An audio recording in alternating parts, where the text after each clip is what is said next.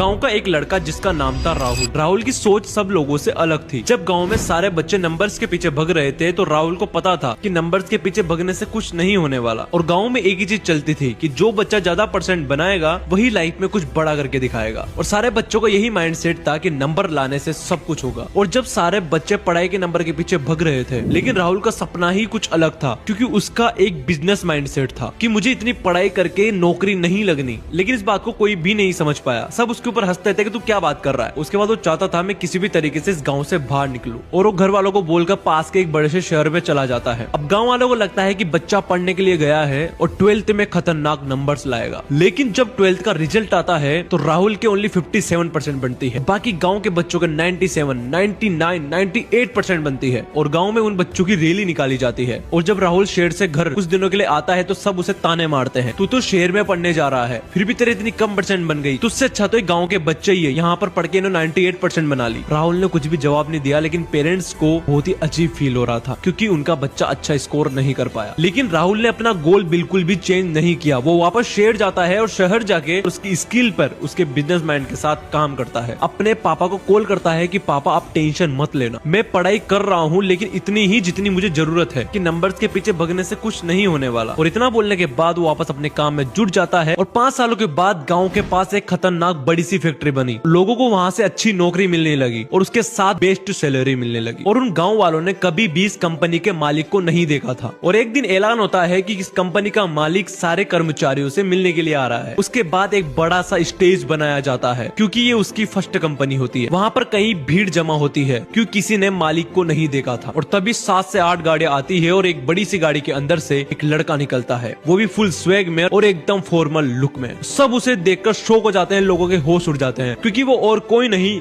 राहुल था। और इस बात का तो पता उसके माता पिता को भी नहीं था। सब हैरान हो गए। जब वो स्टेज पर आता है तो एक बात कहता है कि मुझे देखकर तुम्हें इतना तो पता लग ही गया होगा कि लाइफ में नंबर मैटर्स नहीं करते, ना कोई परसेंटेज मैटर करती है। मैटर करता है तो तुम्हारा माइंडसेट और तुम्हारा दिमाग और तुम्हारा टैलेंट एंड तुम्हारा पैशन। और सबसे सोचने वाली बात ये थी कि जिनकी 95, 98% थी वही बंदे उसकी कंपनी में काम करते हैं। मोरल, लाइफ में 57 या 97% कुछ डिसाइड नहीं करता। तुम्हारी सोच और तुम्हारा माइंडसेट और तुम्हारी मेहनत डिसाइड करती है कि तुम कहां तक जाओगे। इसलिए खुद को किसी से कंपेयर मत करो। And guys, never give up. And story कैसी लगी? अगर स्टोरी से आप थोड़ा सा इंस्पायर हुए हो तो like and comment and guys share. YouTube पे तो सब्सक्राइब